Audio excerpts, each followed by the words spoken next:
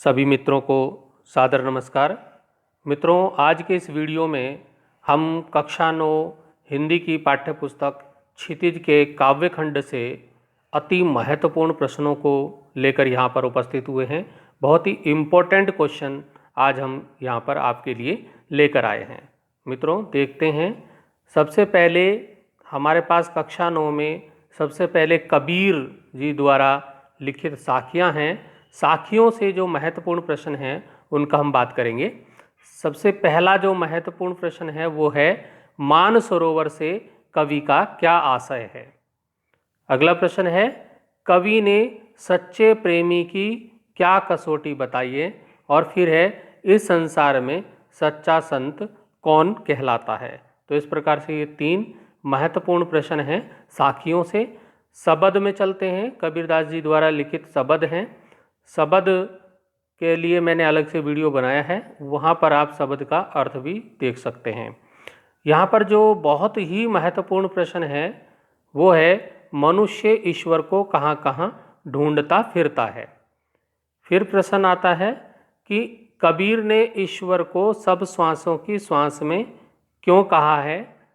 और फिर अगला जो प्रश्न है वो है, कबीर ने ज्ञान के आगमन की तुलना सामान्य हवा से ना कर आंधी से क्यों की है। अगला प्रश्न आता है, ज्ञान की आंधी का भक्तों के जीवन पर क्या प्रभाव पड़ता है। तो मित्रों, ये जो कबीर की जो साखियाँ और शब्द हैं उससे ये महत्वपूर्ण प्रश्न हैं। आप इनको पढ़कर ही आगामी परीक्षा के लिए जाइएगा, जिससे आप अच्छे अंक प्राप्त करेंगे। अगले हम दूसरा जो पाठ आता है ललध्यद का। ललध्यद में जो है ये कश्मीरी कवित्री रही हैं और इन्होंने वाक लिखे हैं। तो इनका जो महत्वपूर्ण 3 प्रश्न मुझे लगे वो आपके लिए मैं यहाँ पर लेकर आया हूँ। पहला प्रश्न है, रस्सी यहाँ किसके लिए प्रयुक्त हुआ है और वह कैसी है। मित्रों, यहाँ पर मैं केवल प्रश्नों की बात कर रहा हूँ। उत्तर आप अपनी कॉपी में आपने लिखे होंगे, वहाँ से आप याद कीजिएगा। और यदि आपको उत्तर भी चाहिए तो आप कमेंट करके बताइएगा, मैं उत्तर का वीडियो भी आपके लिए बना दूंगा। अब आता है, कवित्री का घर जाने की चाह से क्या अभिप्राय है। बहुत ही महत्वपूर्ण प्रश्न है ये। अगला प्रश्न आता है, बंद द्वार की सांकल खोलने के लिए ललध्यद ने क्या उपाय सुझाया है। तो ये 3 प्रश्न इससे महत्वपूर्ण थे। 3-4 प्रश्न मैं रसखान से आपको बताऊंगा जो कि महत्वपूर्ण है। रसखान जी ने सवैये लिखे हैं और ये बहुत ही महत्वपूर्ण पाठ है काव्यखंड का। रसखान जी श्री कृष्ण जी के भक्त रहे हैं, वहाँ से ये महत्वपूर्ण प्रश्न निकाल कर मैं लाया हूँ आपके लिए। ब्रजभूमि के प्रति कवि का प्रेम किन किन रूपों में अभिव्यक्त हुआ है। बहुत महत्वपूर्ण प्रश्न है। इसी प्रकार से एक और महत्वपूर्ण प्रश्न इसमें आता है, कवि का ब्रज के वन बाग और तालाब निहारने के पीछे क्या कारण है। एक और प्रश्न, एक लकुटी और कामरिया पर कवि सब कुछ न्यौछावर करने को क्यों तैयार है। और एक जो तीसरे वाला जो इसमें सवैया है उससे प्रश्न है कि गोपी को कृष्ण की मुरली अपने होठों पर रखने में क्या आपत्ति है। ये 4 प्रश्न इस रसखान के सवैयों से बहुत महत्वपूर्ण प्रश्न हैं। अब चलते हैं, माखनलाल चतुर्वेदी जी की एक कविता है, कैदी और कोकिला। मित्रों, ये कविता का नाम और कवि का नाम जरूर याद रखिएगा, परीक्षा में पूछा जाता है। तो माखनलाल चतुर्वेदी जी की जो कविता है कैदी और कोकिला, उससे कौन से महत्वपूर्ण प्रश्न हैं। पहला जो प्रश्न है वो है, कोयल की कूक सुनकर कवि की क्या प्रतिक्रिया थी। दूसरा जो बहुत ही महत्वपूर्ण प्रश्न है, किस शासन की तुलना तम के प्रभाव से की गई है। ब्रिटिश शासन की तुलना की गई है, तम के प्रभाव से क्यों की गई है, ये आपको बताना है। एक बहुत महत्वपूर्ण प्रश्न जो कभी परीक्षाओं में पूछा गया है, 2-4 बार मैंने देखा ये परीक्षाओं में, कि कैदी और कोकिला कविता के आधार पर पराधीन भारत की जेलों में दी जाने वाली यंत्रणाओं का वर्णन कीजिए। जो कि जब पराधीन था भारत, वहाँ की जेलों में, यहाँ की जो जेल थी वहाँ पर कैदियों को क्या क्या सजाएं दी जाती थी, क्या क्या पीड़ा उनको पहुँचाई जाती थी, उसके बारे में यहाँ पर वर्णन करना है। अब आता है, अर्धरात्रि में कोयल की चीख से कवि को क्या अंदेशा है, मतलब आधी रात में कोयल क्यों चीखी, उसे क्या कवि को लगता है। फिर बहुत ही महत्वपूर्ण कविता है ये, एक प्रश्न इसमें से निकल के आता है, कवि को कोयल से ईर्ष्या क्यों हो रही है।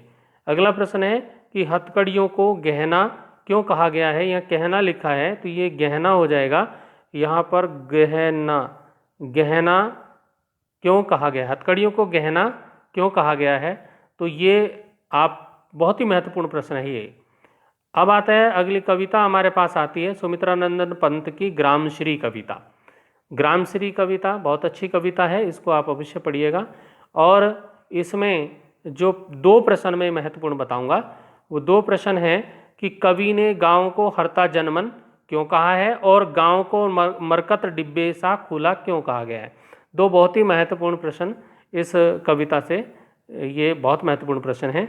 अगली जो हमारे पास कविता है वो है केदारनाथ अग्रवाल जी की कविता चंद्रगहना से लौटती बेर, मतलब चंद्रगहना एक गांव है, वहाँ से लौटती वक्त उन्होंने ये कविता को महसूस किया, लिखा। तो ये इसका जो सबसे ही महत्वपूर्ण प्रश्न है वो पहला प्रश्न मैंने बताया कि सरसों को सयानी कहकर कवि क्या कहना चाहता होगा। ये बहुत ही महत्वपूर्ण प्रश्न है, कई बार परीक्षा में आया है। अगला प्रश्न हमारे पास है चांदी का बड़ा सा गोल खंबा, कवि इस जो ये पंक्ति है, ये लाइन है, ये कवि की किस सूक्ष्म कल्पना का आभास इसमें मिलता है, ये हमें बताना है इस प्रश्न के उत्तर में। अगला प्रश्न यहाँ पर अलसी के मनोभावों का वर्णन कीजिए। अब आते हैं हमारे पास कविता सर्वेश्वर दयाल सक्सेना, ये मेघ आए कविता है। तो ये इसमें से कौन से प्रश्न महत्वपूर्ण हैं, चार प्रश्न इसमें से महत्वपूर्ण हैं।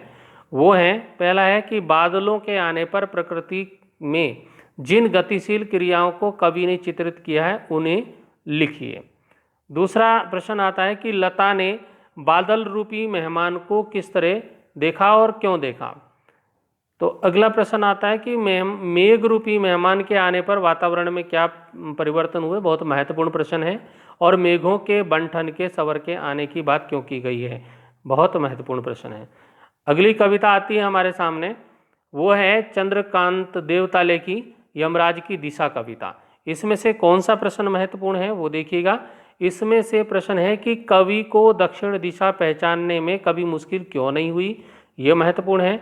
और कवि ने ऐसा क्यों कहा कि दक्षिण दिशा को लांघ लेना संभव नहीं था।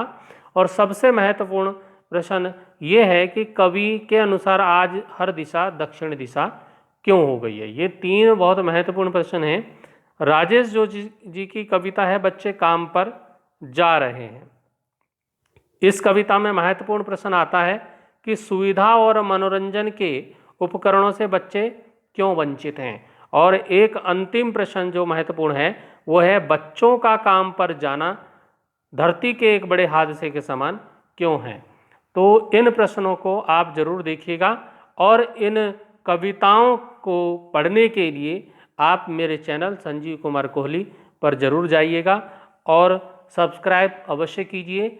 वीडियो अच्छा लगे तो लाइक भी कीजिए। ये बहुत महत्वपूर्ण प्रश्न जो मैं आपके लिए लेके आया हूँ क्षितिज काव्य खंड से कक्षा 9 की पुस्तक से, ये बहुत ही महत्वपूर्ण प्रश्न है। इनको आप याद करके ही परीक्षा में जाएं तो आप अच्छे अंक प्राप्त करेंगे। मित्रों, आपकी सफलता की शुभकामनाओं के साथ मैं इस वीडियो की यहीं पे समाप्ति करता हूं। फिर मिलेंगे अगले वीडियो में। धन्यवाद।